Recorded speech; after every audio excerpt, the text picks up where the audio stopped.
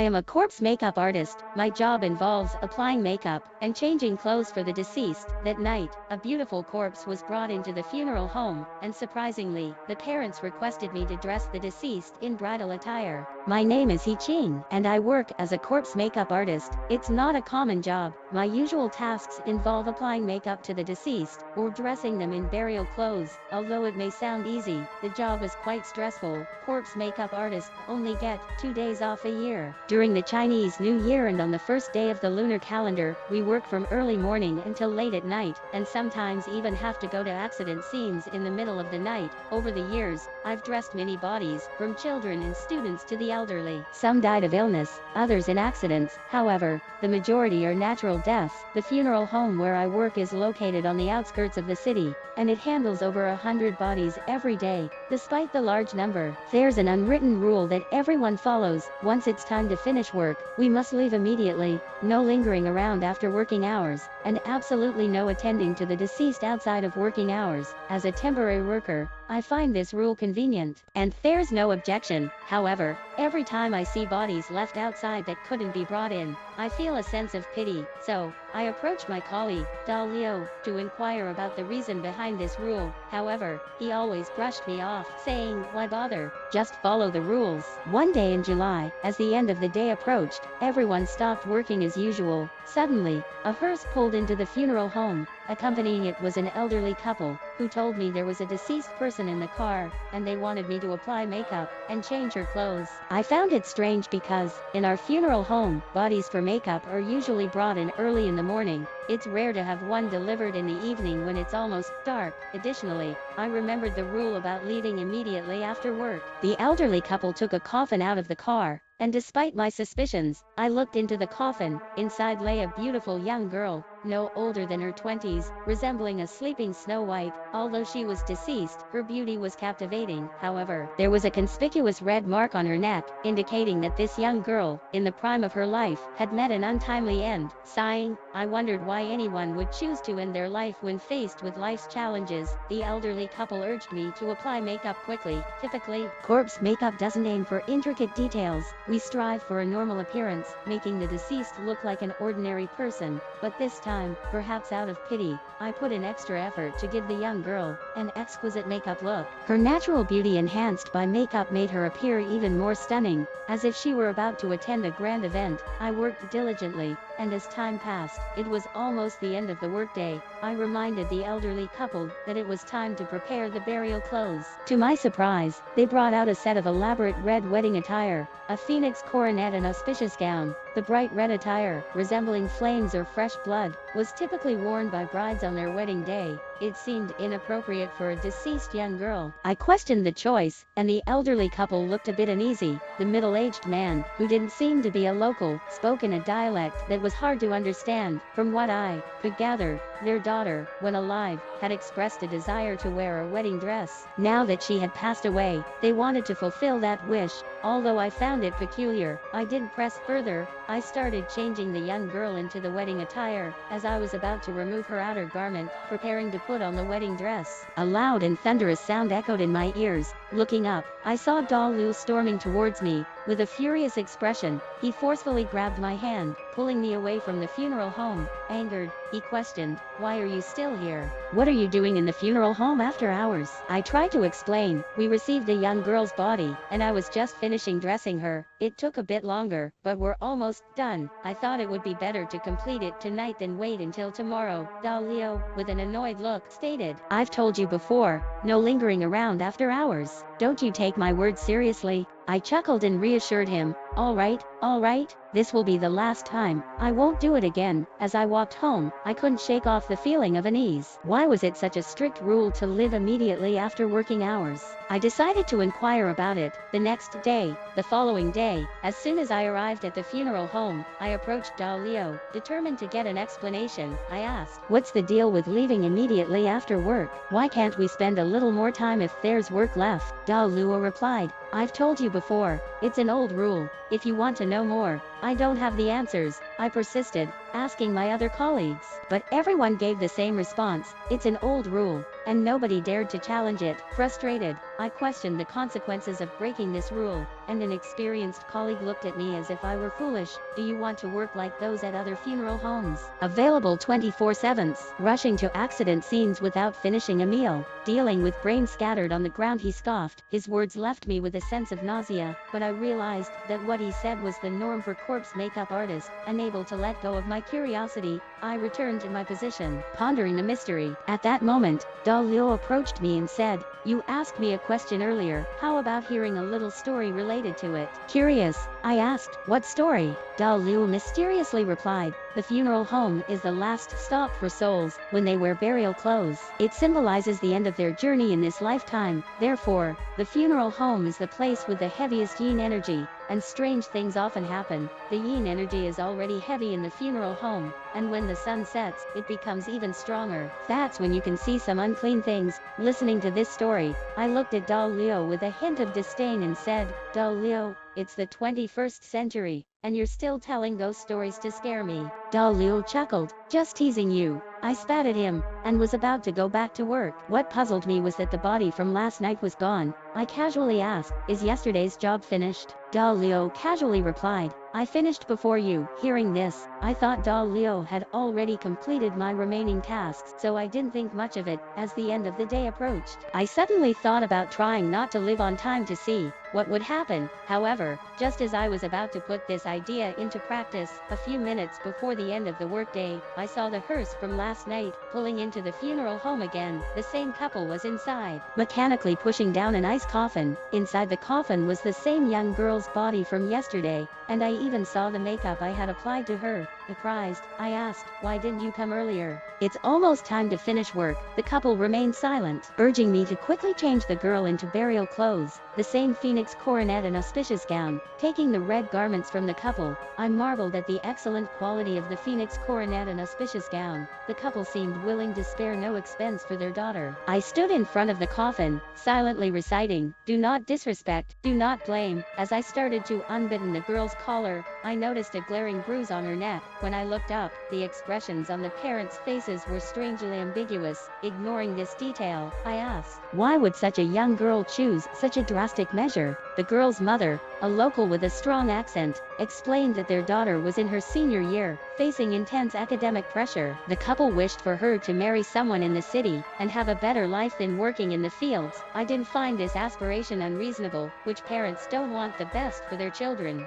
However, the girl faced immense pressure, including bullying at school, and she had no one to confide in. The parents, unaware of their daughter's struggles, only knew that her grades had recently declined. Overwhelmed, the girl chose to end her life. As the mother finished the story, tears welled up in her eyes. I couldn't offer much comfort, as every family has its own challenges, and this story seemed seamless and free of suspicion. However, as I undressed the body, I focused on the bruise on the girl's neck. It didn't look like a self-inflicted injury from hanging. I had seen bodies of people who died by hanging before, and I was certain that the marks on the girl's neck weren't consistent with that. Taking advantage of a moment when the parents weren't looking, I discreetly took a photo of the marks on the girl's neck with my phone. I had a classmate working in the police department, and I intended to show him the photo. Dressing the girl in the elaborate phoenix coronet and auspicious gown was time-consuming. Engrossed in the task, I lost track of time. Removing the girl's clothes, I found that she wasn't wearing underwear. The girl looked like a sleeping goddess, with no signs of lividity or odor. Based on this,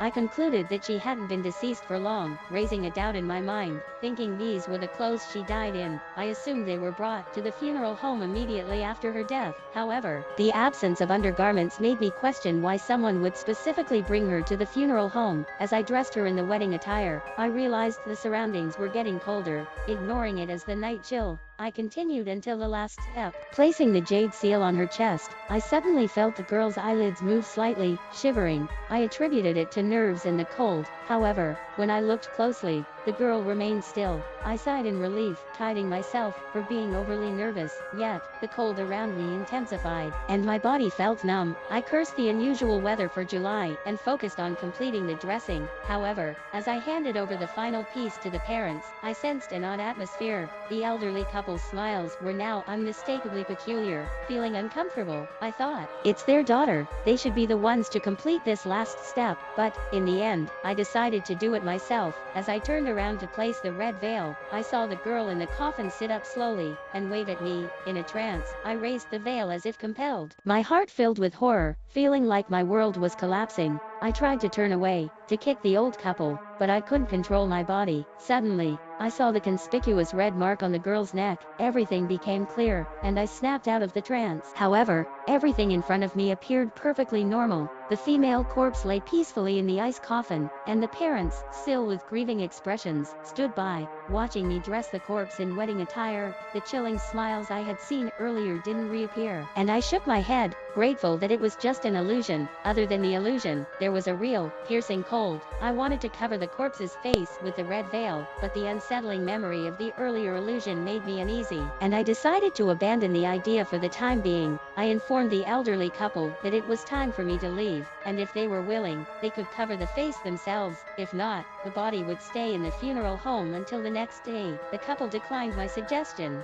Quickly leaving the funeral home, the bone-chilling cold that had accompanied me seemed to recede like a tide as I stepped out. Still shaken, I called my classmate and shared the strange events of the day. Xiao Wang, have there been any missing cases involving young women recently? Around 20 years old, I asked. Xiao Wang, my middle school classmate now working in the police department, found my inquiry odd. Why are you suddenly asking this? There haven't been any recent cases like that around here. Anxiously, I pressed. Are you sure? A young girl, very beautiful, Xiao Wang assured me. Certainly not here, but maybe in other places. Let me check the database. Why do you ask? Did you discover something? I replied. Today, I saw a strange female corpse at the funeral home. They claimed she hanged herself, but it felt more like she was strangled from behind. Xiao Wang's tone became serious, understanding the gravity of the matter. After a short pause, he said, there haven't been recent cases of missing girls fitting your description. The last one matching your criteria was years ago, and the case is closed. Realizing the timeline didn't match, I described the girl's injuries, and Xiao Wang also doubted it was from hanging. I have a photo. Do you want to see it? I offered, eagerly. Xiao Wang said, send it over. To my surprise, when I attempted to send the photo, I discovered my phone was empty.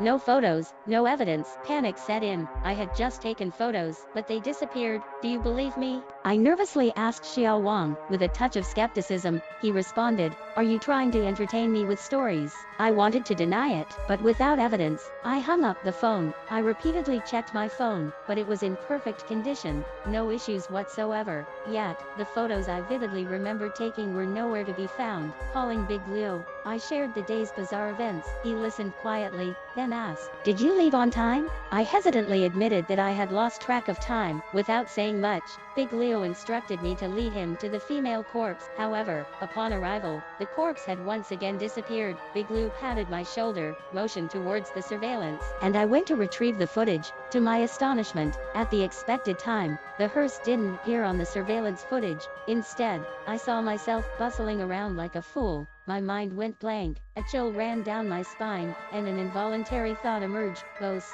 Big Leo, sensing my thoughts, chuckled and asked, scared? I nodded, asking Big Leo if ghosts were real. With a cigarette in his hand, he smiled and said, tonight, well, stay together. When the car comes, it'll show you their true faces. I had never anticipated the end of the workday as eagerly as I did that night. I wanted to uncover the mysteries behind that hearse. As the time approached, colleagues urged us to leave, but Big Leo and I remained. Finally, the hearse arrived punctually at the funeral home, a hearse with only an elderly couple inside, and no one else accompanying the vehicle. Reflecting on it now, this detail was suspicious enough. The elderly couple pushed the ice coffin into the funeral home. The corpse inside was the same young girl. I recognized the makeup I had applied, and the wedding attire I had dressed her in. A shiver ran down my spine as I handed the red veil to the couple. Completing this last step, the atmosphere became increasingly eerie. I hesitated to cover the face, recalling the illusion from earlier. Feeling uncomfortable, I informed the elderly couple that it was time for me to leave. If they wished, they could cover the face themselves. If not, the body would remain at the funeral home. The couple refused, disappointment evident on their faces.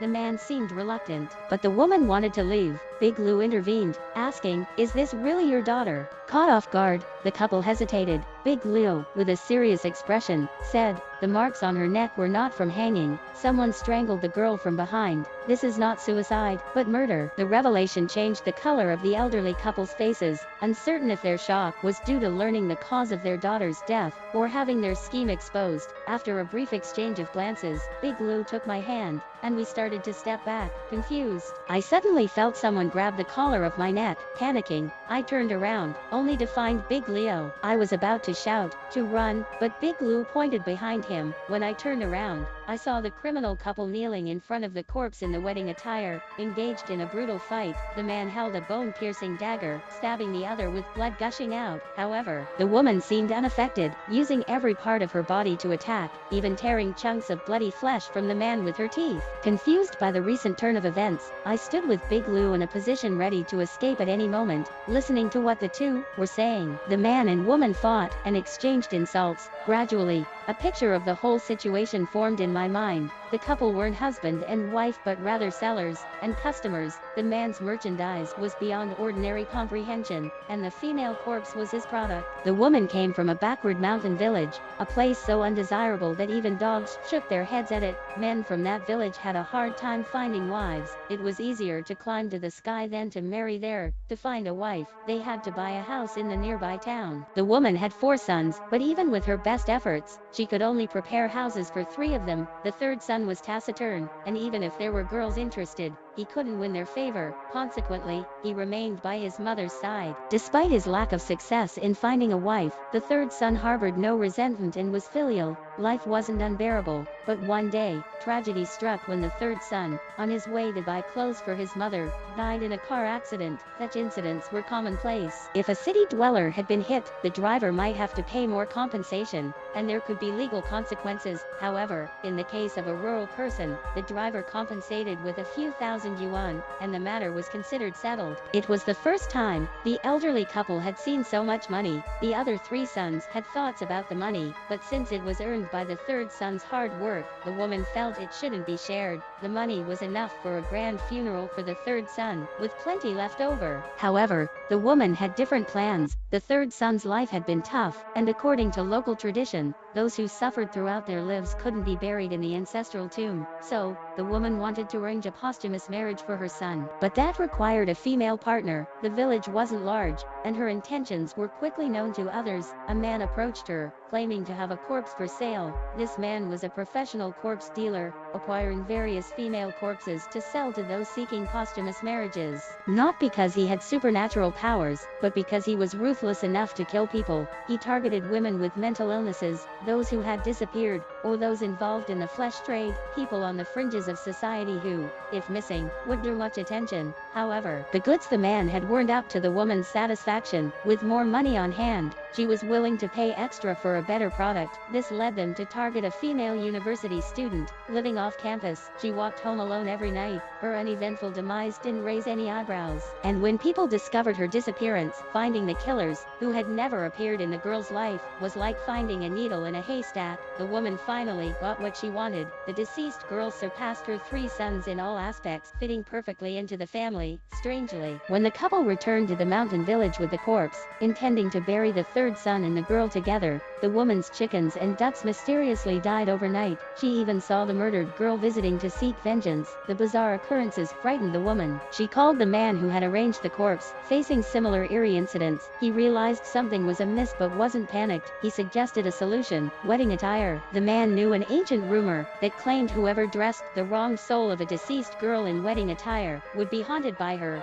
The woman readily agreed. Big Leo whispered, "Taking on the vengeance of a girl who died in such tragic circumstances is a heavy burden. By doing this, not only will you face misfortune, but the masterminds might escape unpunished." Panicking, I suggested calling the police. Big Lou burst into laughter and abruptly slapped the back of my head, sending me stumbling forward. When I raised my head, The sight before me left me wide-eyed. The funeral home, which was bustling moments ago, was now completely empty. The corpse, the wedding attire, everything had vanished, as if what I had witnessed earlier was just an illusion. Glancing at the clock in the funeral home, I realized 5 minutes had passed since the end of my shift. However, it felt like at least half an hour had gone by. Looking around the empty funeral home, Big Leah's calm voice reassured me. "It's over." Touching my slightly sore head, I asked, "What happened next?" Big Lou lit a cigarette and began telling the rest of the story. Afterward, the couple took an interest in the small funeral home. They rented a hearse, planning to deceive the funeral home staff into dressing the corpse in wedding attire.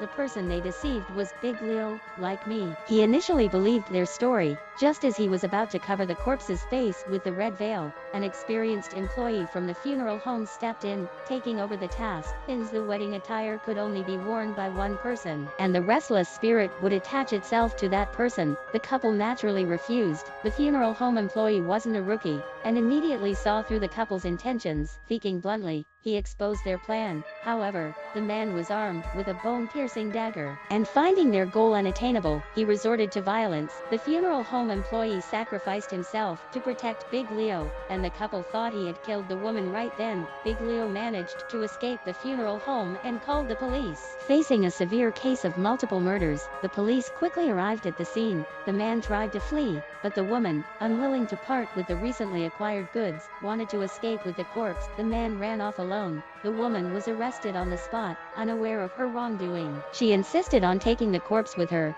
as she had bought it. The man, too, was eventually captured. Funeral homes are usually located in suburban areas, and with no people around for miles, escaping was nearly impossible. After the arrest, the man, who had committed multiple murders, was only prosecuted for the murders reported by the family of the female university student, and the funeral home employee's family. The other killings he had committed remained hidden, with no evidence or witnesses. However, justice was served for at least one family, and the trial proceeded swiftly. I asked, "What happened to that man?" Big Lou took a drag of his cigarette. "What else could happen? He was executed. I felt it was too easy for him. He had killed so many people, shattered 2 families, and ended up with a simple death sentence." "What about the woman?" I continued to ask. "Oh, her. She was an accomplice, got a 2-year sentence and then released." I was shocked. 2 years for murder. Big Lou said, "The man took all the blame. At most, the woman was charged with not reporting the crime, and that doesn't get a severe punishment, even though the man is dead. He left a daughter behind. The condition he set for taking all the blame was for the woman to help his daughter after she got out of prison, but the woman died shortly after her release,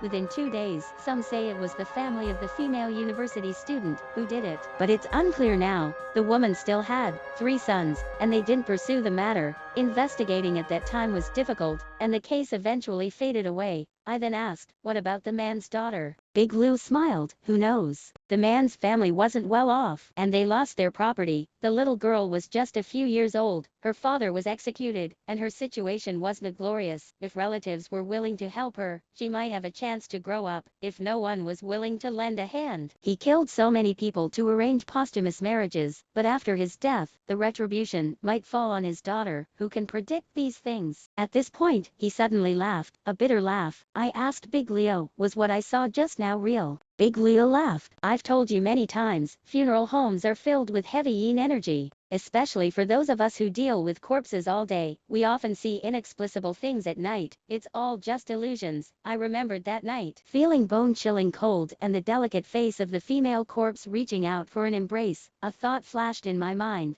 Are they really just illusions? What would happen if I embraced that corpse?